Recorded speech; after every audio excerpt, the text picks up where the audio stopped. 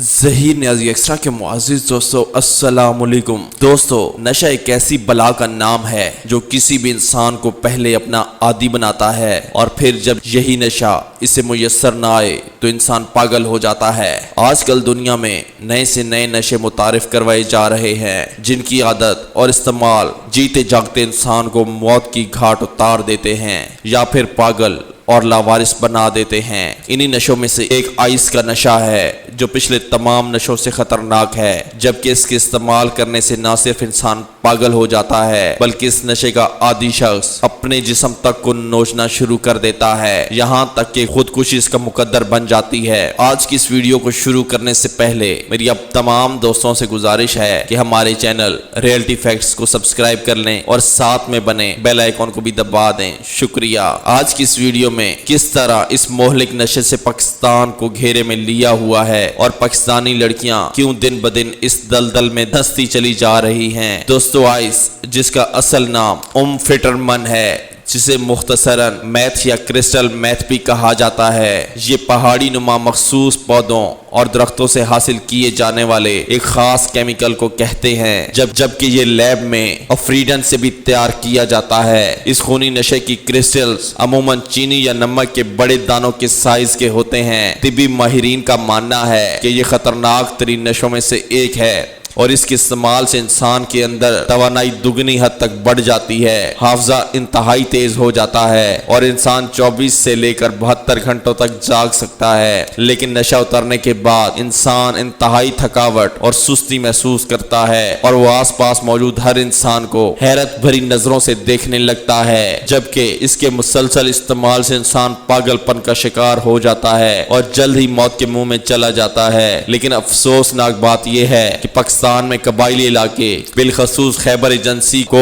اس کا گڑھ مانا جاتا ہے، جہاں یہ زہریلا اور مہلک نشہ افغانستان سے سمگل ہو کر آتا ہے، اور اس سے بھی حیرت انگیز بات یہ ہے کہ اس نشے کو سب سے زیادہ خریدنے والی لڑکیاں ہیں، جن کا تعلق یا تو امیر خاندانوں سے ہوتا ہے یا وہ خود اپنے باپوں کی بگڑی ہوئی اولادیں ہوتی ہیں، جبکہ مہنگا ہونے کی وجہ سے یہ پہلے صرف امراء کی دسترس میں تھا اور ان کی پارٹیوں میں سرو کیا جاتا تھا، لیکن پھر آہستہ آہستہ ہر شخص میں پہنچا دیا گیا اور اب ہر غریب امیر اس بھیانک نشے کو بآسانی خرید سکتے ہیں۔ خیبر پختونخوا میں اس خونی نشے کا استعمال اور کاروبار بہت مضبوطی سے اپنے خونی پنجے گاڑ چکا ہے اور بڑے شہروں پشاور، لاہور اور کراچی سمیت ملک بھر میں اس کا پھیلاؤ انتہائی خطرناک حد تک تیزی سے جاری ہے۔ عام افراد کے ساتھ ساتھ تجارت پیشہ افراد، سیاستدان اور سرکاری افسران تک اس نشے کی دلدل میں مبتلا پائے گئے ہیں، اور بدقسمتی سے یہ نشہ ملک کے تعلیمی اداروں میں بھی فروغ پا رہا ہے، اور اس سے زیادہ تشویشناک بات یہ ہے کہ یونیورسٹی سے تعلق رکھنے والی طالبات کی ایک قابل ذکر تعداد اس جان لیوا نشے کی عادی ہے۔ انہی میں سے ایک طالبہ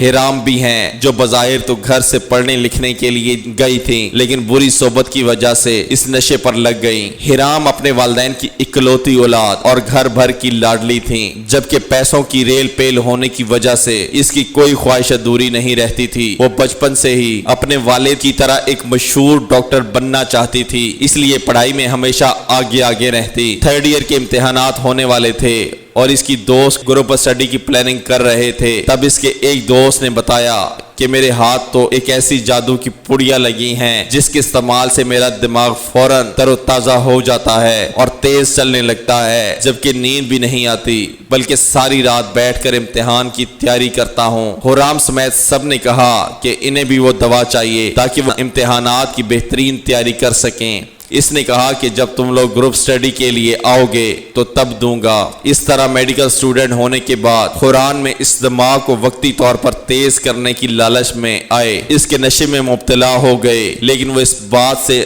انجان تھی کہ اس کا انجام کس قدر بھیانک ہوگا، اور پھر اس کا نتیجہ یہ نکلا کہ چند ہی ماہ میں اس کے اوسان جواب دینے لگے اور وہ دیوانہ وار کبھی اپنے بال نوچتی تو کبھی اپنے اس سائز سے خوفزدہ ہو جاتی۔ جب گھر والوں کو ان باتوں کا علم ہوا تو اسے شہر کے سب سے بڑے نفسیاتی اسپتال لے کر گئے، مگر اس کی حالت دیکھ کر ڈاکٹرز بھی بے بس ہو گئے۔ اتنا ہی کہہ سکے کہ اس کا نارمل ہونا اب مشکل ہے۔ اس کے والدین اسے ہر قیمت پر بچانا چاہتے تھے، لہٰذا وہ بار بار ڈاکٹر سے فریاد کرتے کہ ڈاکٹر صاحب پلیز کچھ بھی کر کے میری بیٹی کو ٹھیک کر دیں، آپ جتنے چاہے پیسے لے لیں۔ دوسری جانب حرم نفسیاتی اسپتال کے ایک بستر پر لیٹی زور زور سے چلا رہی تھی کہ وہ مجھے مار دے گا، وہ آ رہا ہے، دیکھو وہ مجھے مار دے گا، اور کبھی زور زور سے کہہ کے لگا دیتی۔ کہا جاتا ہے کہ اس کے والدین نے لاکھوں روپے اس پر لگا دیے، لیکن یہ ٹھیک نہ ہو سکی۔ ناظرین گرامی، ایسی کچھ کہانی 18 سالہ کرن خان کی ہے جو 10ویں جماعت کی طالبہ تھی جب اسے منشیات کی لت لگی۔ کرن غیر مراد یافتہ خاندان پس منظر سے تعلق رکھتی تھی اور وہ ایک تعلیم یافتہ اور باضمیر شخص کی بیٹی ہے، مگر گزشتہ 1.5 برس سے وہ آئس کی لت کا شکار رہی۔ کرن کہتی ہے کہ مجھے زندگی میں خوشی پانے کی خواہش نے منشیات کے استعمال کی طرف مائل کیا، جبکہ اس نے مزید بتایا کہ اسے یہ سوچ ستاتی ہے کہ اس کی ہم جماعت ہمیشہ خوش دکھائی دیتے تھے، حالانکہ ان پر بھی اسکول کی پڑھائی کم بوجھ ہوتا تھا جیسا خود اس پر ہوتا ہے۔ لہٰذا اس صورتحال کو دیکھتے ہوئے جب کرن نے اپنی ہم جماعت ایک ساتھی طالبہ سے اس اطمینان کا راز پوچھا تو اسے بتایا گیا کہ منشیات درد اور دباؤ کو دور کر دیتی ہے۔ یوں کرن نے سگریٹ شروع کر دی اور کچھ عرصہ بعد آئس کی لت کا شکار ہو گئی۔ کرن نے بتایا کہ اعلیٰ سطح کے اداروں کو انتظامیہ منشیات کی لعنت کو پھیلانے میں اہم کردار ادا کرتی ہے۔ ٹیچر زیادہ تر امتیازی رویہ اپناتے ہیں اور وہ ذہین طالب علموں پر زیادہ توجہ دیتے ہیں، جبکہ دیگر کو نظر انداز کر دیتے ہیں، اور اسی قسم کے رویوں سے طالب علموں میں عدم تحفظ کا احساس اور غیر یقینی دباؤ پیدا ہوتا ہے، جس کو کم کرنے کے لیے وہ نشے کی جانب مائل ہوتے ہیں۔ کرن کا کہنا تھا کہ یہی وجہ ہے کہ زیادہ پڑھائی میں کمزور طالب علم ہی منشیات کی لت کا شکار بنتے ہیں، اور پڑھائی سے متعلقہ دباؤ طالب علموں کو اس رستے پر مائل کرتا ہے۔ وہ مزید بتاتے ہیں کہ اسے یہ بھی بتایا گیا تھا کہ منشیات کے استعمال سے طالب علم بہترین انداز میں پڑھائی کر پاتے ہیں، تاہم اس کا تجربہ یکسر اس کے برعکس رہا، اس کی کارکردگی منہ کے بل آ گئی۔ اسی طرح پشاور یونیورسٹی میں زیر تعلیم انجینئرنگ کے طالب علم دانیال بتاتے ہیں کہ جب میں نے انہیں سگریٹ میں بھر کر استعمال کرنا شروع کی تو مجھے اندازہ ہی نہیں تھا کہ مجھے اس کی لت لگ جائے گی۔ یونیورسٹی میں یہ بآسانی دستیاب تھی اور ہر کوئی اس کے بارے میں جانتا تھا، لہٰذا میں نے سوچا کہ اس کے استعمال میں کچھ غلط نہیں ہے۔ دانیال اپنی عادت کا دفاع کرتے ہوئے بتاتے ہیں کہ اس نے مجھے امتحانات کی تیاری میں مدد فراہم کی، کیونکہ اس کے استعمال سے میں کافی دیر تک جاگ پاتا ہوں۔ ان سے جب پوچھا گیا کہ آیا وہ آگ استعمال ترک کرنا چاہتے ہیں یا نہیں، جواب دیا کہ ہاں، بس ایک بار میرے ہاتھ میں ڈگری آ جائے۔ ناظرین گرامی، ان جیسی اور بے شمار ایسی سچی کہانیاں موجود ہیں جن میں صرف اس نشے کی وجہ سے